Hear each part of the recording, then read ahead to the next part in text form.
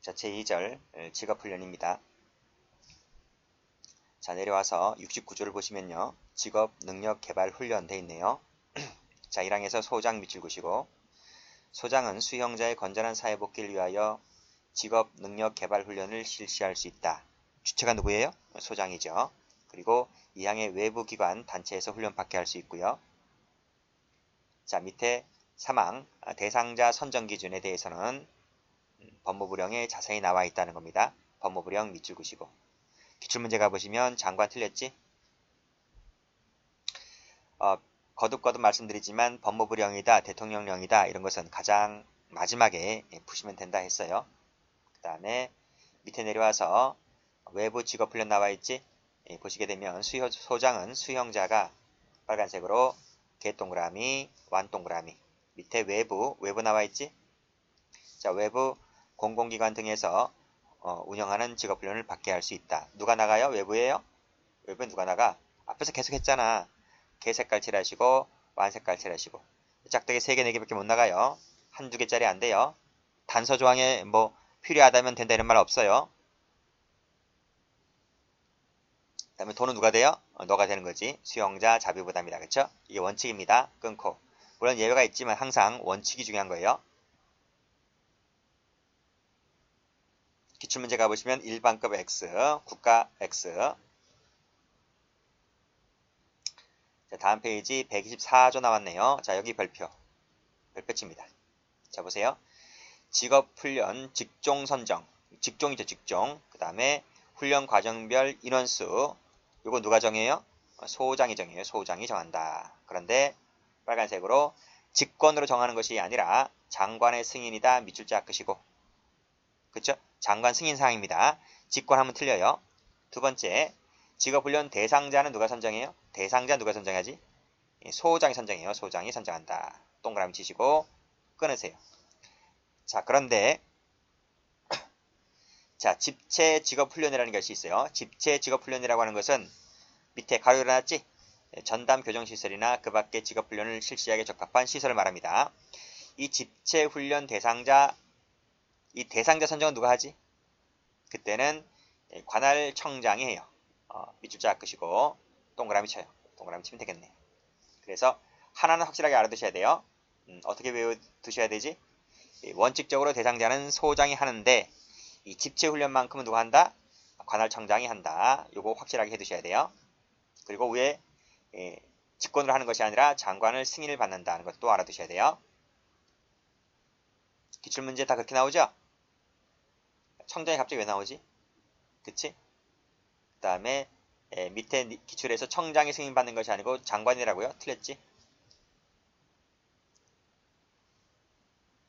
자, 밑에 선정 기준 가볼게요. 자, 1, 2, 3, 4를 묶으시고, 자, 다음 요건을 갖춘 자 중에서 수용자, 의사, 적성, 나이, 학력 등을 고려해서 대상자 선정할 수 있다 그랬어요. 대상자 선정이 바로 누가 해요? 소장이 한다 했어요. 소장이 한다.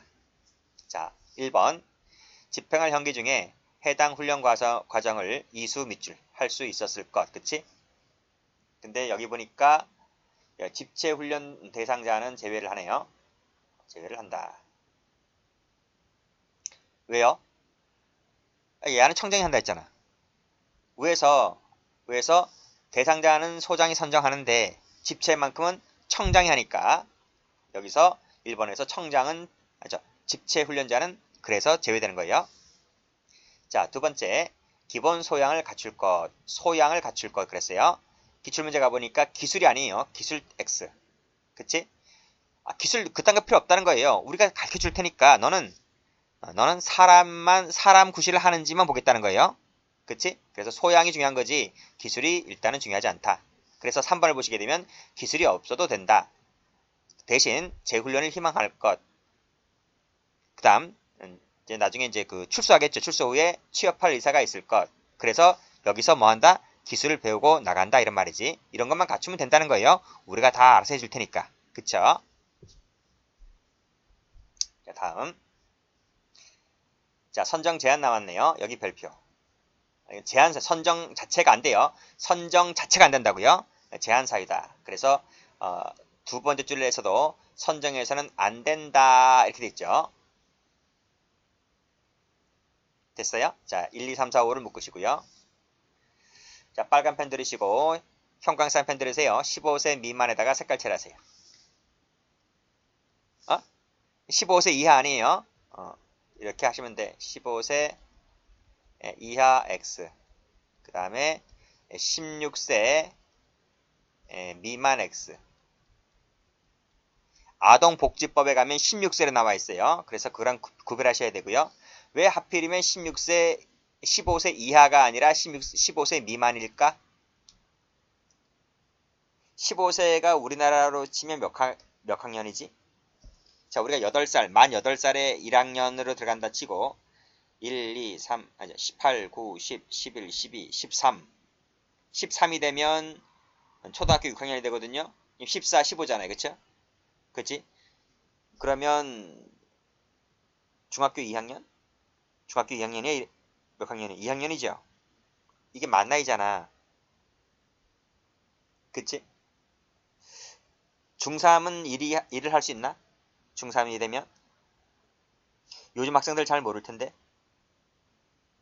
제가 어렸을 적에 기억나는 거에 의하면 중3이 되면 인문계로 공부할 사람들은 인문계 보내고 그 다음에 공부할 능력이 안 되고 가정 형평상 산업계 가는 사람들이 있었는데 혹시 나이 드신 분들 기억하시나요? 산업계. 산업 전선에 뛰어야 된다고. 산업 전선에. 근데 나중에는 그분들이 나이 먹더만 나중에는 다 야간 고등학교 나오고 그러대요. 그렇지. 고등학교 나와야 되죠. 근데 어쨌든 그런 점을 물어봤을 때 중3이면 그때 다 취업 전선에 뛰어들었다. 그쵸? 그래서 이게 15세 미만인가? 그런 생각이 들어요. 그래서 15세 미만이라고 확실하게 알아두셔야 돼요. 기출문제 가보시면 16세다 틀렸지? 그 다음 문자 해독 능력, 강의 이해 능력이 부족하면 안 되겠죠? 그치? 조사 중일 때 안 되죠? 징벌 집행 중인 자를 어떻게 선정하냐? 그치? 그 다음 작업 등일 때, 교육 교화를 받을 때, 이게 중입니다. 시행 중. 작업 중, 교육 교화 중일 때 어떻게 훈련시키냐고. 어떻게 일을 시키냐. 그치? 선정 제한되죠. 당연히 질병 들면 선정 자체가 안 되죠. 자, 됐고. 자, 밑에 요 27조도 별표. 자, 일단 이송 나왔네요. 자, 이송하면 누가 떠올라야 되지? 이송하면 무조건 장관이에요. 이송하는 주체는 무조건 누구다? 장관이다. 장관. 자, 장관은 필요하다면 수용자를 다른 시설로 이송할 수가 있다. 그랬어요. 자, 1항에 따라 이송된 수용자나 직업훈련 중인 수용자를 다른 시설로 이송해서는 안 된다. 누가요? 소장이죠. 소장. 장관이 보냈는데 나 안 받을래. 너 가라. 이렇게 할 수 있어요? 받아야 되죠. 일단 받는 것이 원칙이죠. 일단 끊고. 물론 예외가 있습니다. 특별한 사유가 있다면 그러하지 아니할 수 있다. 됐죠? 기출문제 소장 틀렸죠? 그래서 장관 소장을 특히 1항 같은 게 조심해야 되겠죠. 1항 같은 경우에 이 장관을 소장으로 바꾸면 틀려요. 항상 이송의 주체는 누구다? 장관이다. 자, 그 다음 보류 나왔네요. 보류. 자, 1항을 가볼게요. 다음 각호에 해당할 때에는 직업훈련을 보류할 수 있다. 이때는 보류한다가 아니라 할 수 있다네요. 재량상이다. 그쵸? 1, 2, 3, 4를 묶으시고요. 조사를 받게 되었을 때 보류 가능해요.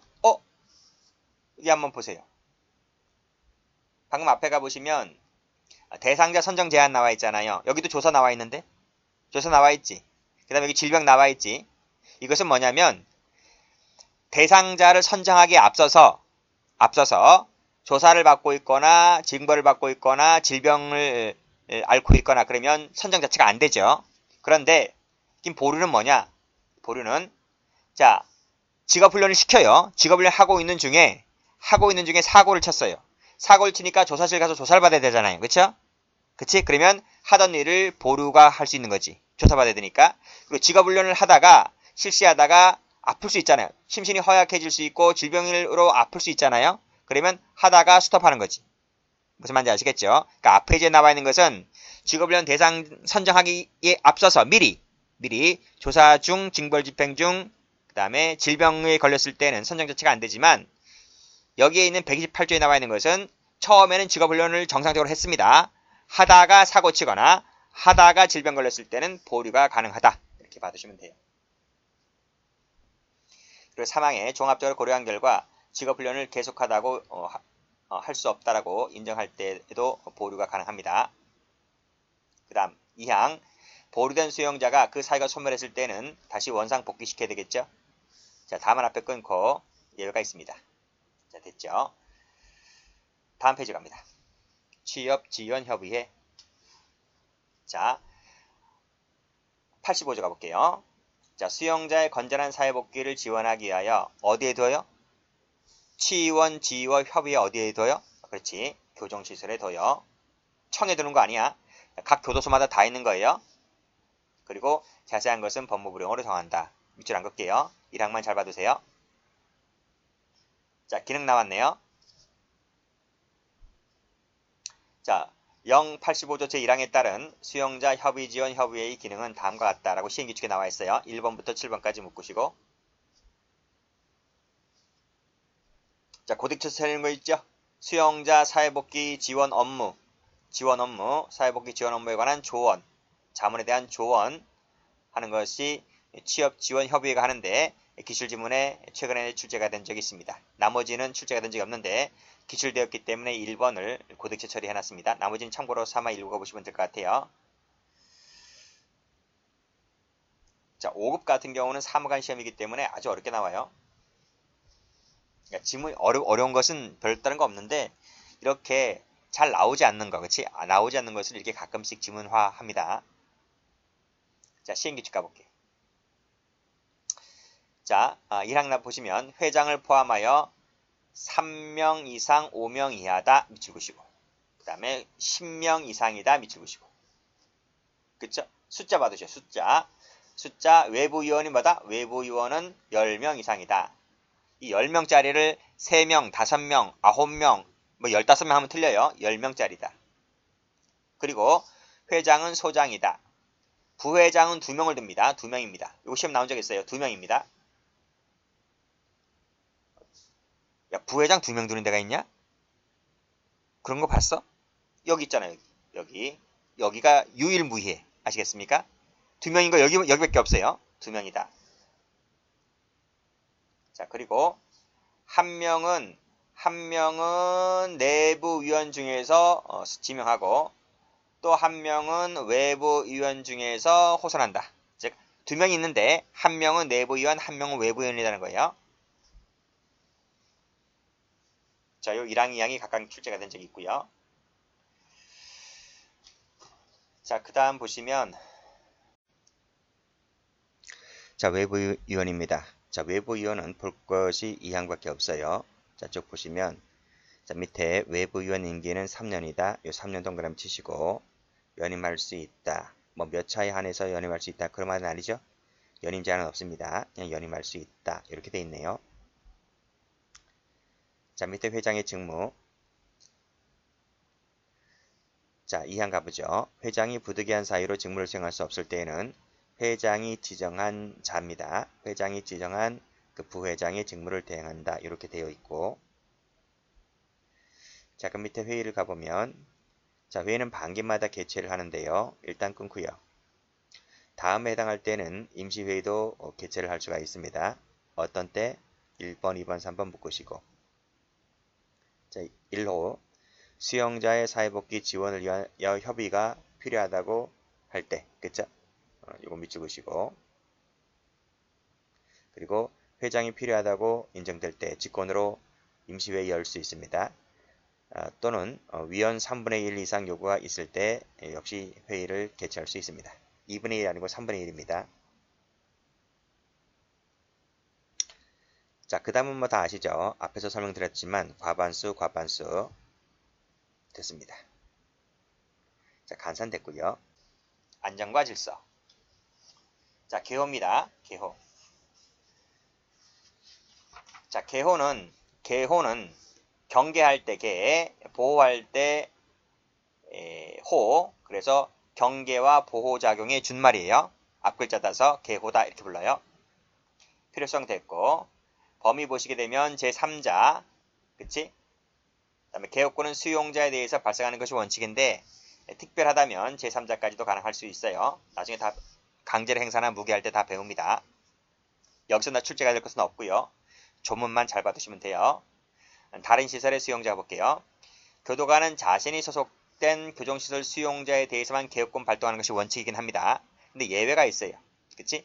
비상사태가 발생했을 때에는 해당 시설의 장애 지휘 감독을 받는다. 그랬네요. 자, 효과. 적법한 개업권이라면 위법성이 조각돼요. 조각이란 말은 수학교로 마이너스죠. 마이너스. 위법성이 없어진다 이런 말이에요. 자, 위법할 때는 그때는 징계처분, 형사처분 대상이 되고 뭐 손해배상 책임도 짓고요. 최악의 경우는 뭐 파면, 해임까지도 가능한 경우도 있을 수가 있어요. 자, 다음 페이지. 자, 내용을 볼게요. 자, 내용. 자, 시찰, 명령, 강제, 검사, 정돈, 구제, 배제 이런 것들이 있어요. 그래서 악글자다면 시명, 강검 뭐 이렇게 나오는데 필요 없고 기출된 걸 하나 보면 구제라는 말이 뭐죠? 구제라고 하는 것은 위험이 발생했을 때 수용자를 구하기 위한 사후 조치를 말해요. 구제. 배제는 뭐지? 배제는 반대로 사전 예방 조치입니다. 됐어요? 그래서 기출문제 가보시면 강제는 사전에 예방하는 조치로서 안전을 유지한다. 맞아요? 사전 예방이 뭐예요? 배제지, 배제. 강제가 아니고 틀렸네. 아무리 봐도 시험 나올 것 같진 않아요. 자, 다음 페이지 볼게요. 자, 9분. 자, 대상을 기준으로 해서 대인 개요가 있고 대물 개요가 있어요. 대인, 사람을 대상으로 개호하는 것이고요. 물건을 대상으로 개호하는 겁니다. 자, 인적 개요가 있고 물적 개요가 있고 이 물적 개요 볼까요? 현대 과학의 발달로 인해서 인적 개요보다는 과학기를 이용하는 물적 개요의 중요성이 점점 커지고 있다. 그치? 뭐 잘 아실 것이고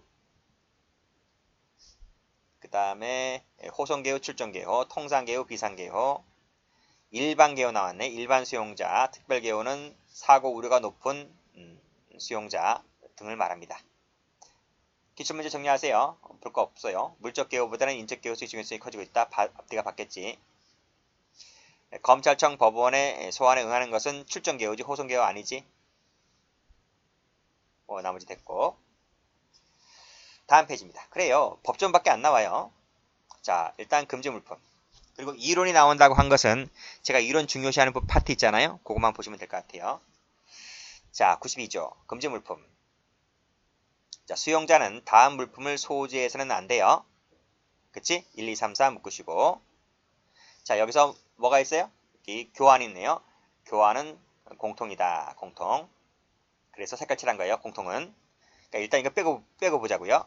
자, 1번 가보시면 범죄 도구로 이용될 우려가 있는 물품은 금지 물품이 됩니다. 그러니까 마약, 총기, 도금, 폭발물 안 돼요. 그 다음 2호 볼까? 2호 무인 비행장치, 전자전기통신기기 그 밖에 다른 사람과 연락에 이용될 우려가 있는 것들이 있죠. 그게 바로 뭐야? 전자통신기기, 무인 비행장치가 바로 연락과 관련된 거지. 이런 것들 소지해서는 안 돼요. 그런데 뭐가 추가됐냐면 요 2항이 추가됐어요. 2항 체크하시고 여기 신설됐죠? 신설되면서 원래는 조문 하나밖에 없었는데 여기 신설되면서 원래 있던 조문이 1항으로 숫자가 바뀐 거야. 그게 바로 개정이 됐다는 거예요. 그러니까 1항은 개정된 바가 없고 2항이 이제 신설됐죠. 자, 1항에도 불구하고 소장이 수용자의 처우를 위해서 허가할 때는 여기 1항 2호의 물품을 소지할 수 있다. 2호가 뭔데? 여기지. 그치? 무인 비행장치, 전자통신기기, 그 밖에 연락에 이용될 우려가 있는 것들이 있지. 그 중에서 뭐 핸드폰이라든지 이런 것들도 가능하다가 나왔네. 허가할 때는 2호도 가능하다. 이게 신설됐어.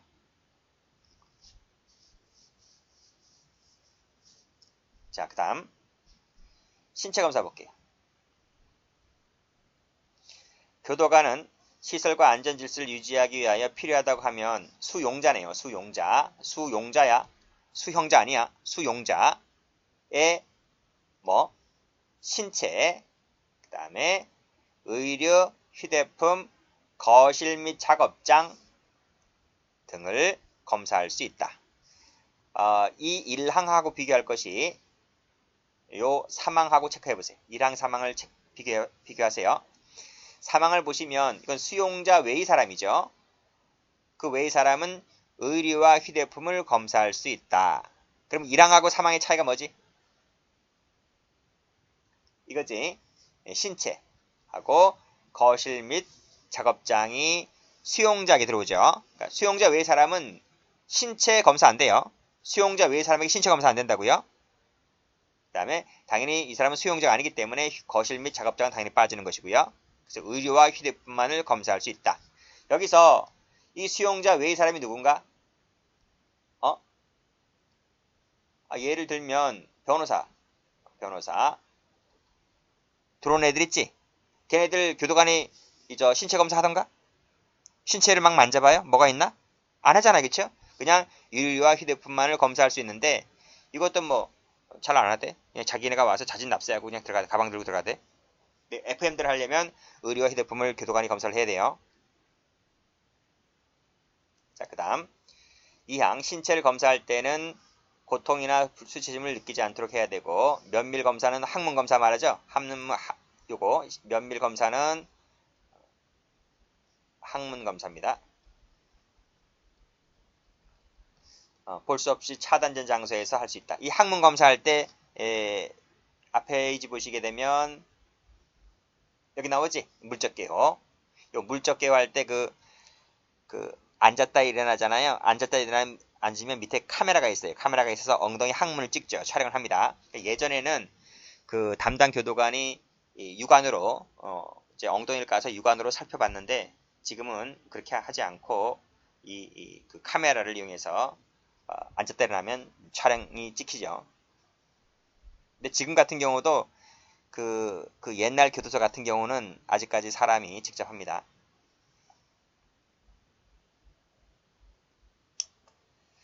자, 여성은 여성 교도관이 하는 거 맞고요. 자, 금지 물품이 발견된다면, 자, 요거 5항 한번 해볼까? 자, 금지 물품이 발견되면 형사 법령으로 정하는 절차에 따라 처리할 물품을 제외하고서는 수용자에게 알린 후 폐기를 합니다. 발견되었을 때. 그 다음에 끊고. 폐기하는 것이 부적당하다고 하는 물품은 영치하거나 자신이 지정하는 사람에게 보내게 할 수 있다. 여기서 5항에서요. 발견된다면 그냥 폐기하는 게 아니에요. 금지 물품이 발견된다면 그냥 폐기하는 것이 아니라 이 친구한테 알린 후에 폐기하는 것이 원칙이에요. 자, 됐고. 자, 기출문제 가보시면 수용자 외의 사람은 신체검사 노터치라 그랬습니다. 신체검사 할 수 없어요. 다음 페이지. 거실검사 갑니다. 자, 소장은 교도관에게 수용자 거실 작업장, 자, 거실이나 작업장, 그 밖에 생활하는 장소 있지? 생활하는 장소. 이걸 퉁쳐가지고 거실 등이라 부를게요. 자, 이런 곳을 어떻게 해요? 정기적으로 검사를 합니다. 정기적으로. 됐죠? 자, 끊어요. 그런데 마약사범, 조폭사범 같은 경우에는 수시검사입니다. 수시검사. 그럼 정기적 검사는 뭐 한 달에 한 번 와요? 두 달에 한 번 와요? 그게 아니에요. 정기적이라고 하는 것은 한 달은 너무 멀어요. 그래서 보통 일주일마다 그 사동 거실방을 따서 건방을 해요. 건방. 거실방도 건방하고 공장에 있는 작업장도 건방하고 그래요. 그치? 그 다음에 마약이나 조폭 같은 경우는 수시로 이상하다 끼임 되시면 수시로 들어가서 합니다. 됐고 그 다음에 신체 검사 보시고요. 그 다음에 검사 장비 보시고요. 자, 다음 페이지. 기타 규정. 자, 교도관 외의 사람은 소장의 허가 없이는 들어올 수가 없다. 즉 그 말은 여기 근무 시간 외에는 허가 없이는 출입을 하지 못합니다. 그럼 반대 한번 해석해 볼까? 근무 시간 외에는 소장의 허가가 있으면 들어올 수 있죠. 또 근무 시간 외일 때만 그랬어요. 근무 시간 내는 들어올 수 있는 거지, 그렇지? 물론 그냥 들어와요. 소장의 허가가 있거나 아니면 직원의 그런 신분증 확인이 되고 나서 들어올 수 있는 것이다. 어쨌든 외에는 소장의 허가 없이는 취입하지 못합니다. 됐고, 그 다음에 116조 볼 거 없지. 그 다음에 나머지는 다 들 거 없죠. 그 다음에 118조.